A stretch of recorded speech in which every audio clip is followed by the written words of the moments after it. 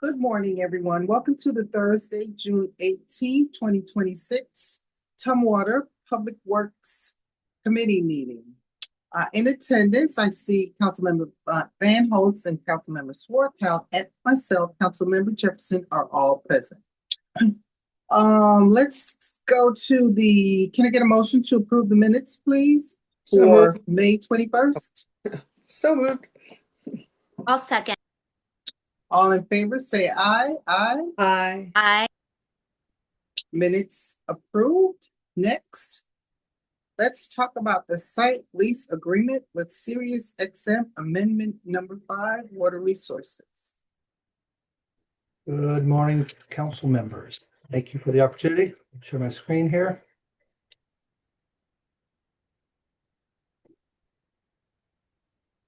Everybody see that? Yes, sir. Great. So today we have for your consideration an amendment to the existing contract with SiriusXM to extend their contract for another 5 years to include modifying the rate of increase as well as the monthly rate itself. So just a little bit of background. This is a very common practice in the industry, allowing mobile communication vendors to locate their antennas on water towers. Provides a benefit to the city in that it's a low maintenance, passive income, and then improves our residents' access to these services. And then for the wireless companies, they need to be up high so they get good coverage. Working with the municipality has good security, and then they don't have to build, new sites. So secure additional property, permit, construct, maintain. So it also benefits, I think, having a steady customer or a lessor like a city or a municipality. So these are common out there. Yeah, go ahead. I have a question for you. Before SiriusXM, who had this contract and who was doing this work for us? There is no work. Okay. The companies, the lessees, they install and maintain their own equipment on the towers. So we're just providing space for them to locate their antennas. And so for this particular amendment to the contract, there's no physical changes. It just extends the lease and modifies the rate. Okay. Yep. Currently, there are 2 locations where the city has these sites, the Tumwater Hill location, as well as the airport tank. So we have Sirius and T-Mobile at the Tumwater Hill, and T-Mobile and Verizon at the airport tank. Another question. Yep. When we get our new water tower, do you anticipate that will be a lease location also? I would suspect that there would be interest. Again, the beauty of the water tanks is that normally they're located at a high location, and that I think the wireless industry likes to work with municipalities and that they're a steady customer or to work with. So. And I would say, as we're going through the design process right now, Councilmember, that we are actually planning for that and designing the facilities in a way that would be accountable for, account for that. Okay. Yep. And so for the SiriusXM, it will be located here on the Tumwater Tower. And so it will maintain its nice view of Mount Rainier. So that's the benefit of that as well. So looking at the historic rate, the original contract was signed back in 2001 with a monthly rate of $875 on average. Over the last 20 some years, the rate has increased 3% per year. And then, so for this year, we wanted to take a look at what the current rate was around. And so we conducted a full market rate analysis. This involved looking at regional rates, as well as having conversations with the city of Lacey and the city of Olympia. So we learned a lot through that. Looking at regional averages out there. And what we learned too is that each site is very specific depending on its proximity to major interstate highways and So, and also having, the height requirements that are needed to get the coverage out there. And oftentimes it's difficult to find locations that have that, very difficult to find property, permit, build, construct, depending on the building codes of the areas. And then, it inherently has that site security. We've developed a long-term relationship with Sirius XM as well. And we want to maintain that healthy relationship to provide those services to our residents. And so based on that review, we determined that a market rate between $2,100 and $2,500 was, what the rate was for those types of leases out there. So ultimately, we went in the middle with that. We proposed $2,350 to Sirius XM, and they were amenable to that. And that results in a 46% increase in the rate. So the amendment that you're considering today extends the current contract by another 5 years, includes an escalation of 3% per year, and then increases the rate by 46% to $2,350.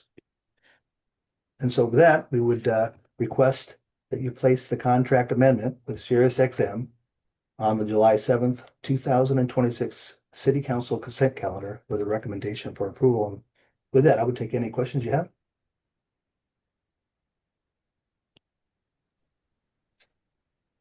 Any questions? Or Tom?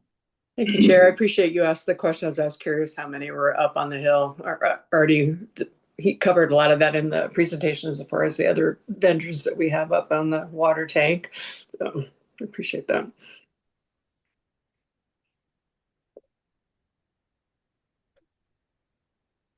Do you want me to go ahead and make a motion? Yes, can you please? Okay, I move that we place the contract amendment with Sirius XM on the July 7th, 2026 City Council consent calendar with a recommendation to approve. Second. And all in favor, say aye. Aye. Aye. Motion passes. Thank you very much. Next, you are welcome. Thank you, sir. Next, and the final item on our agenda is the consultation agreement with HDR Engineering for the Somerset Hill Culvert Replacement Project. Transportation and Engineering. Brandon, take it away. Very well. Well, I'm going to take it over for Brandon. Okay, Ryan. Not to step on Brandon's toes here, but he might be a little surprised if he were going to take the presentation on. So, yep, good morning. Let me share my screen here for my presentation.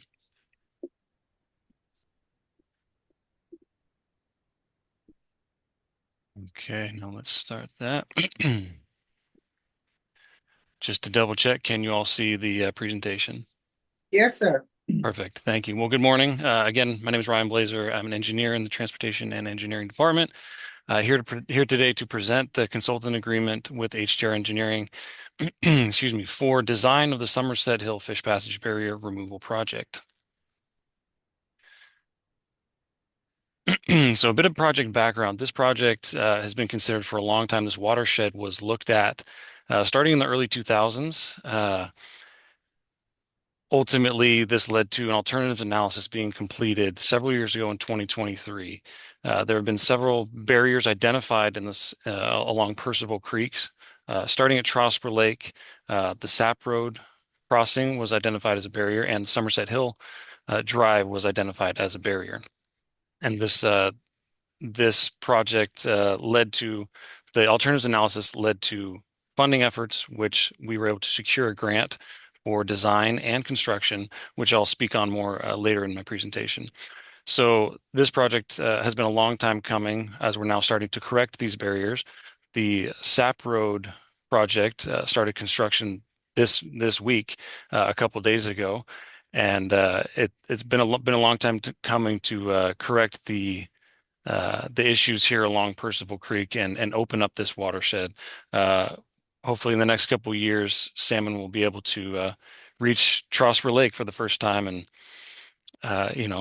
maybe 100+ years, I think, is the the number that we're looking at. So a lot of good work being done here in this area along this creek and in this watershed. But focusing on Somerset Hill,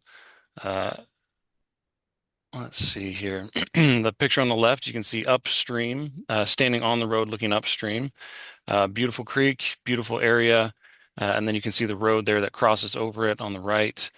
There's it's just your average road there, but this is the area that we're looking at. It's a beautiful wooded area, wonderful habitat for all wildlife. So the proposed improvements, we're looking at a potential realignment of the stream to a more natural condition. So the fish barrier is a very small culvert. It produces a fire hose effect as it shoots against the bank. It's a very unnatural alignment of the stream. Typically, when culverts are installed, they used to put them in at a 90-degree angle, which isn't very natural. And so that barrier has resulted in a barrier to fish passage and also destabilization of the stream bank, the vegetation on the stream bank, and also a risk to utility infrastructure that's in the area. So the goal here is to remove that barrier, put in a bridge structure that will be determined. The exact bridge structure will be determined through the design that this will kick off, and return the stream to a more natural condition, stabilize the area, and fix what we can in the area, and make sure the utilities are not at risk of any problems. So the design team that we have, excuse me, HDR Engineering is the lead consultant on this, and underneath them they have several sub-consultants for typical tasks.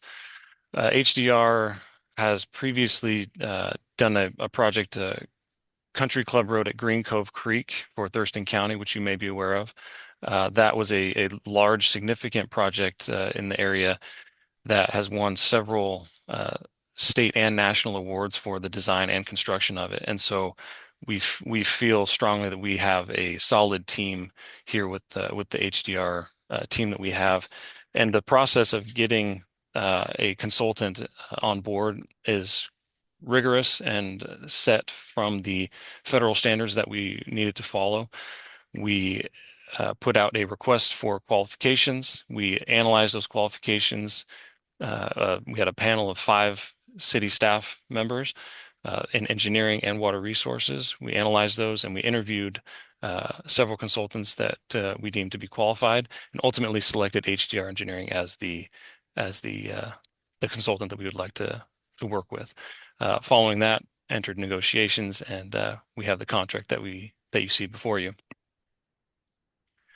So the design scope that we have and that was submitted includes the standard design items: survey, look at the soils, environmental permitting, plans, specs, and construction estimates, right-of-way services, construction support.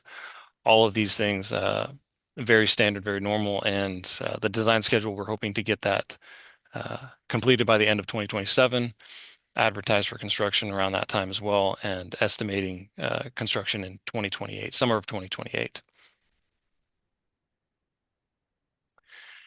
So the design consultant fee for this contract is $1,151,062.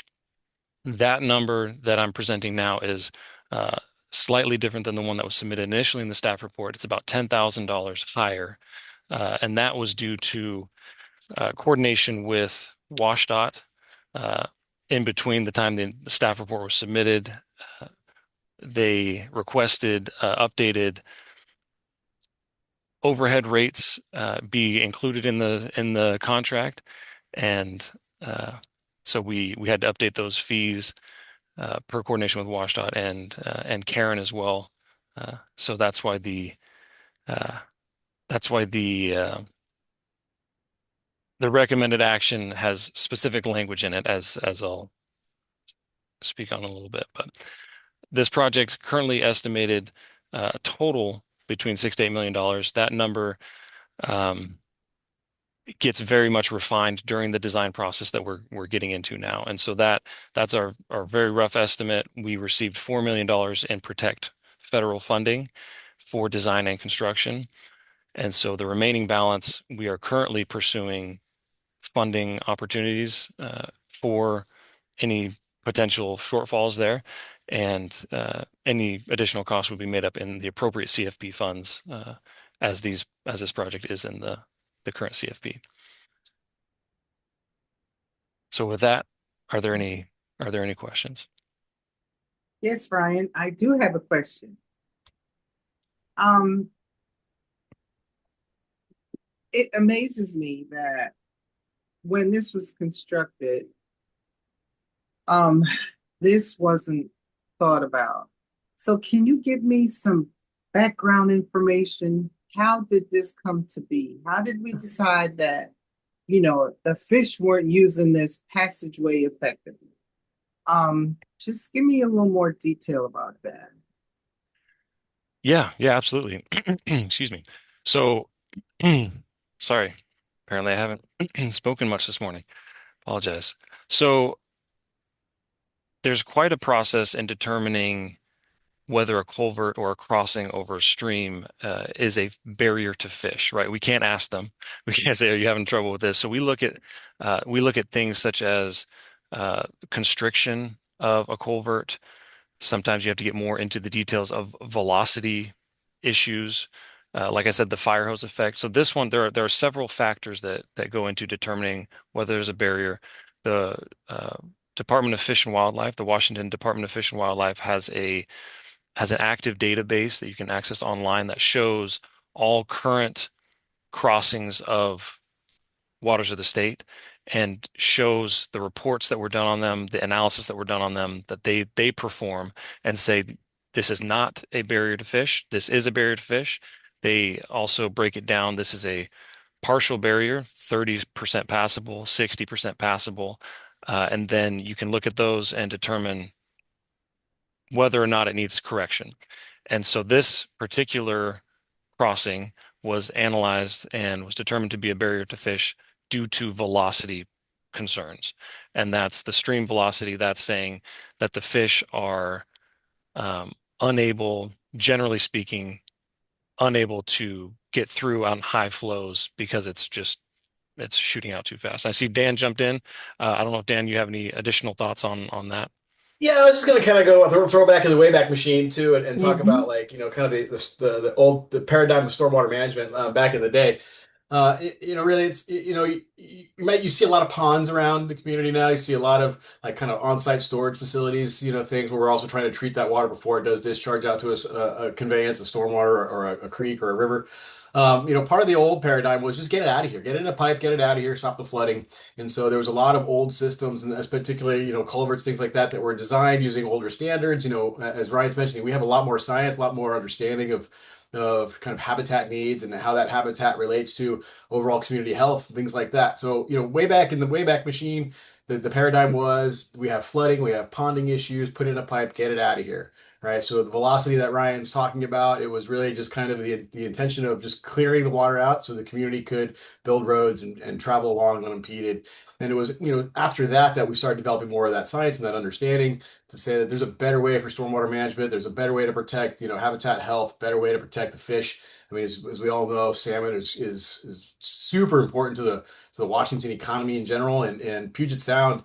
I want to say 70%, and my fish people might correct me on this, but like 70% of all salmon travel through the South Sound area, as they're beginning their migration out to the oceans and whatnot before they come back too. So the area is very important. The old paradigm wasn't being protective. That's why we started seeing a lot of declines, in the salmon populations, and fish ladders started popping up in the 50s and 70s, and and even today as we're trying to still make those things accessible. So. Yeah. Councilmember Vaughn? I'm so happy that this work is happening. I think it's estimated that there are 40,000 fish passage barriers across the state. So this isn't just a Tumwater problem, but I'm glad that we're solving it here. Thank you. Yeah, you bet. It doesn't sound like there's any other questions. Any other Oh. questions? Yeah, I just wanted to say I appreciate that project is coming to. We've been talking about this for a while at Public Works, and so I was curious about because we were concerned about that one tree on the bank, and so I had two questions. One about the status of the tree, how we got through the winter, and then and hopefully it'll stay put until we get the construction done in 2008. And then also to on the horizon, what the prospect is for getting grants, because that was quite a hefty grant to get 4 million. So I was just curious if you have any leads on additional grants. Well, I'll let Ryan talk about the tree and if there's any kind of updates in the plans or kind of around the tree there. But that was the tree that started all this off. When we had the infrastructure issues and we saw the tree, and then we started really looking kind of more holistically at that whole system. As far as grants go, yeah, we're always looking for opportunities to help support the projects we're actively involved in. I know Grant Gilmore on our team is actively talking and looking for other opportunities as well. I think we have a couple of good options on the horizon. So. Potentially we'll be able to kind of bring some more money in for this project as well. Okay. What about the tree there, Ryan? Yep, about the tree. That's a great question. That tree currently still standing. I'll tell you that. That's a good start. It is still a question mark. It's still, an issue as far as, I guess it hasn't restabilized on its own. I'll say that. And so, the initial part of the design for our forestry analysis will help, and the geotechnical analysis, the soils and the trees, that science together, we'll get better answers as far as can that tree be restabilized through this project. I don't know enough to say yes or no. I don't know, enough about that. I will say though that if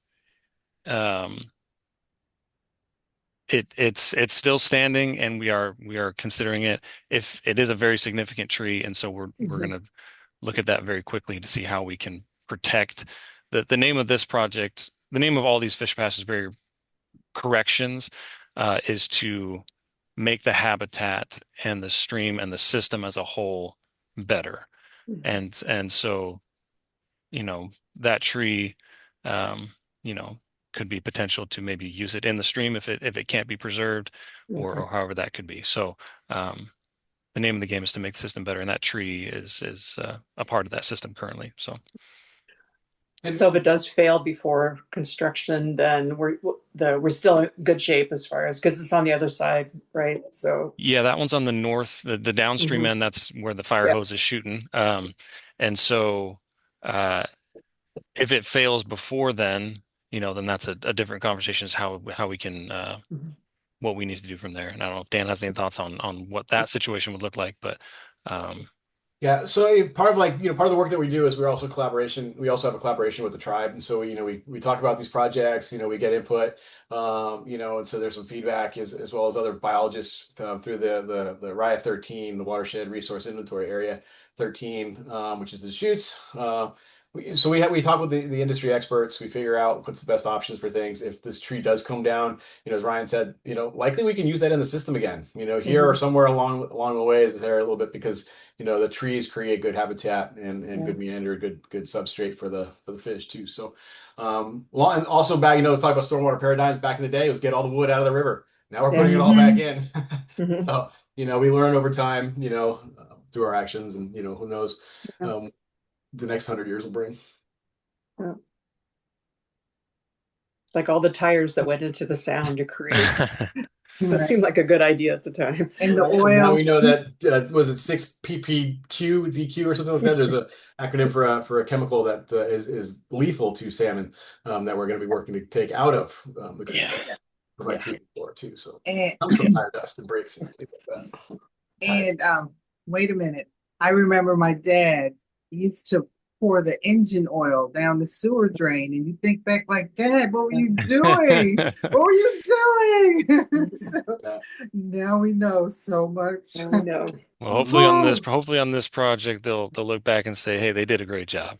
They did a great. They're going to look back and say, they had a good thing going here. Thank you. Yeah. Can I have a motion, please? I'll make a motion. I move that we place the consultant agreement with the HDR Engineering for the Somerset Hill Culvert Replacement Project on the July 7th, 2026 City Council consent calendar with a recommendation to approve in substantially similar form as approved by the city attorney and authorize the mayor to sign.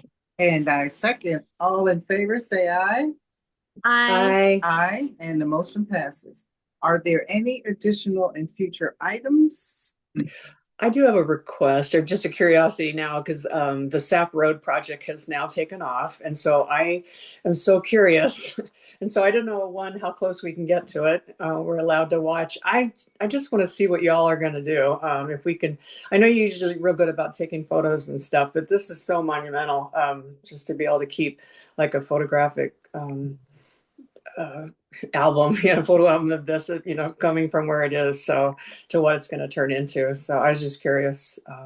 One, can we go down there if we are careful? And two, will you take photographs? I would say I'd recommend letting us know, and if you want to go see the site, maybe coordinating with Bill or Brian to kind of do a site visit. Even I would do that because I forgot, so it was also a good reminder that the road is closed now at Percival Creek. There, I drove back to SPSDC yesterday from City Hall and had to turn around and go the other way. So just a good reminder of that, and then also, like I said, coordinate with Bill and Ryan to get down there and take a site visit. But encourage you not to just stop there on site because they might not see you or whatever. We want to make sure you have. Oh, for sure, yeah.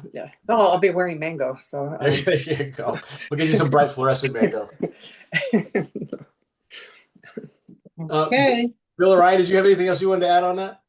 Oh, the pictures. No, that yes, and that's something that we're working on. I think for the progress pictures of the culvert as we install it, that's a focus. We're trying to figure out how to actually do that fully. They just started a couple days ago, so they've just done a some removal. So the full project won't occur until they probably won't be really into it for a couple of weeks. That is a very narrow road, so yes. this is 100% a Yes. that's actually what I'm doing this afternoon is I'm going to meet with the contractor and we're talking about cranes and how they're going to swing their stuff around to get those culverts into place. So but yes, 100% like Dan said, if anyone's interested in a field visit to look at it, we can let you guys know when the best time to go, like when you're gonna see the coolest stuff, and then also take anybody who wants to see it as a group just to make sure everybody's safe with it. And yeah, we can 100% coordinate that. Right. I think it's good for people to see it because sometimes these projects appear simple to people that aren't involved with them, but when they actually see how complicated they are, I think they kind of understand why they cost what they cost. Yeah. Right. Exactly. And then city administrator, I know we had discussed having the communications manager, document this and write a great story when we are complete, just for historical purposes, like we were talking about. Yeah. I'm sure he's on that.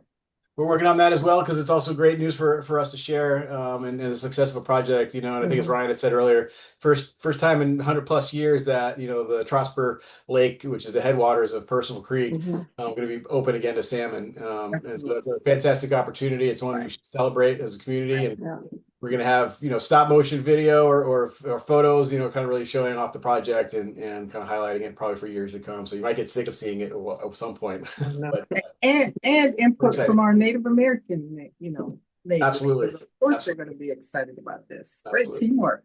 They were a big part of us, being able to move this project forward and kind of working with us and helping us make the project as strong as it is for the whole watershed and everybody. So before we do go, I did want to just take an opportunity to also let you know about Lakeland Manor. It's a satellite water system that the city has owned and operated since 2005. When their operators retired. And so we've been owning it. We've owned it since 2005. We've operated independently. It's operated as a satellite system. And so they have their own well, their own water rights. And we just basically bought the system from them and had been operating it since as a satellite. About in 2020, kind of just recognizing, city standards around redundancy, reliability, so they would, every time a storm would come through, they'd lose power out there and they'd lose power to their well and they'd be out of water for a couple of days. So in 2020 during the pandemic, not because we didn't have anything else to do, but we brought some redundancy in there, and we installed a check valve or kind of a pressure reducing valve, or an intertie to the city's system because our water main runs right across the frontage of their neighborhood. And so because of that, every time power would go out, they'd lose pressure in the well or whatever, the city's water system would kick in and be able to provide them service. Earlier, and then from water quality standpoint, they've always had very good water quality. They haven't had to disinfect their system, so that was one portion of our system, so to speak, that was not disinfected as the rest of the system. Or treated in that way with kind of like the chlorine for disinfection. And then starting back in I want to say 2023, the city has started to monitor for PFAS in all of its wells, including our satellite systems. 2023, the first samples were taken. We did not find any PFAS. In 2026, the earliest part, just January, we found PFAS in the Lakeland Manor water system. They had two constituents. At the time, they were above the maximum contaminant level. Meaning basically that's the level that is identified for a long-term risk level. So for public health, you'd want to make sure that you're preparing for some kind of treatment for those systems. And so we resampled. We got those sample results back end of May, and determined that they were just below the MCL. However, what we're finding with PFAS is it doesn't go away. It can fluctuate in concentrations from time to time. And this system is now right at that level where if you took the two samples, you're averaging them, they're still above the MCL, for that. And so because of the intertie, we made the decision that we were just going to disconnect their well from the water system and provide them just city water. They've been city water customers, regardless of the source of their water for the last, 20 years now. And so we've got a good working relationship with them. Earlier this week, Monday, my team and I went out there, and Jason, our communications director as well, went out there and met with them, the HOA, and any residents that wanted to meet with us, and we just kind of explained the situation. We let them know what was going on, and we relayed the fact that the very fortunate fact for both the city and for them is that we've had this intertie in place now for a couple of years, and all we really need to do is flip a switch and they get a new source of water. The big change for them will be it's chlorinated now, so they're going to have to maybe get used to a slightly different taste and texture. But the levels that we put in the system are minimal, the lowest possible that we have to maintain compliance with the Department of Health regulations. And so, I don't know about you, but I can barely perceive any taste or smell in there. Occasionally it'll happen, but we walked the community through all of that, let them know what was going on. There was a handful of questions that came up. We had a Department of Health representative there with us as well, and who is the statewide expert on PFAS. And so was able to kind of relay any kind of information that they had, information on filter systems if folks wanted to go that route. And I want to say by today, they are definitely switched over. I think it took a matter of a couple of minutes on Monday or Tuesday, a couple of hours to get that system switched over. And so now the other nice part about this is that one, we don't have to spend millions of dollars on a treatment system for an isolated well.